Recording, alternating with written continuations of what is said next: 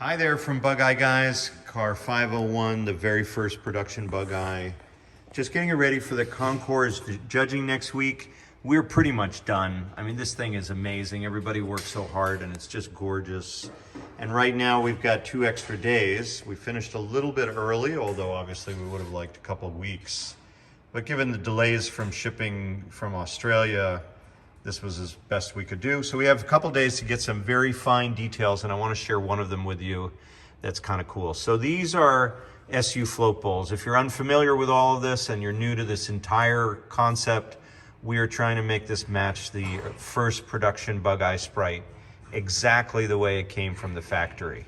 And we're going to an event where we'll have 2 hours of judging, and they'll be looking at every last detail and trying to find flaws and accuracies so that we start with 1,000 points and they deduct anything we get wrong, and our goal is to have at least 950 and get a gold medal. Today I want to talk to you about these overflow tubes. This is the original H1 carburetor, beautifully done, beautifully executed, but the question here was, what in the world was the original early car overflow tube?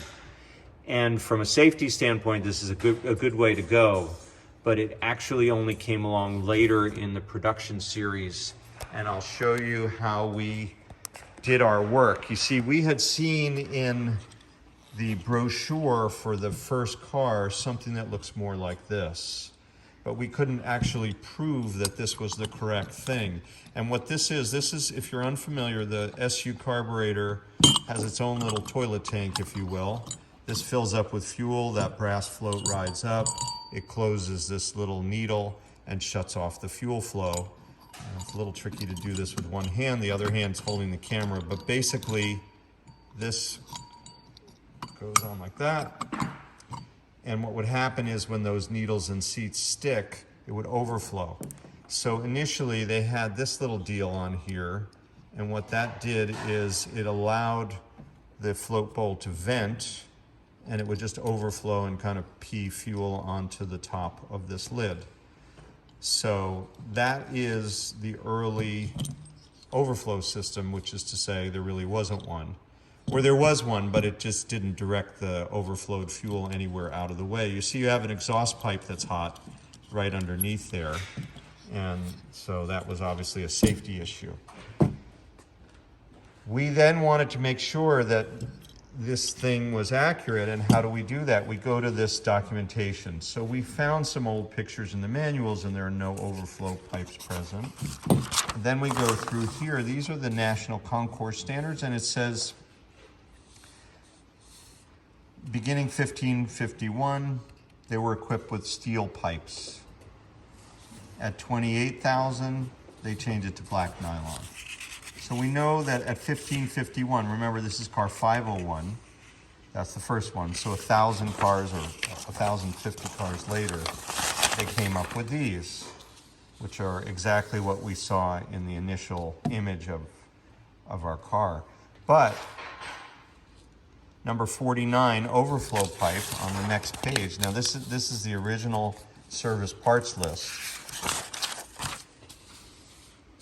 The pipe here from 1551, and this is the key piece of evidence that supports our case. Finished at 1550, cover cap. Cover cap is this little baby right here. And it's such a rare thing, only the first 1,050 cars had it, that nobody ever talks about this. And here it is again. This is a parts manual from the early days, and you see it referenced here, cover cap for lid, AUC 1606.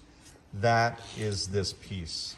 And in this way now, instead of bringing those overflow pipes, we're removing them, and we will put these on. These are short cap nuts and the proper overflow washer. They'll go onto, this is not a polished lid. They look great all together on the polished lid. This is just for the demo.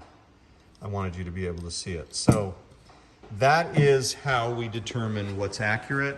Nick and Terry have been working feverishly to get these details right.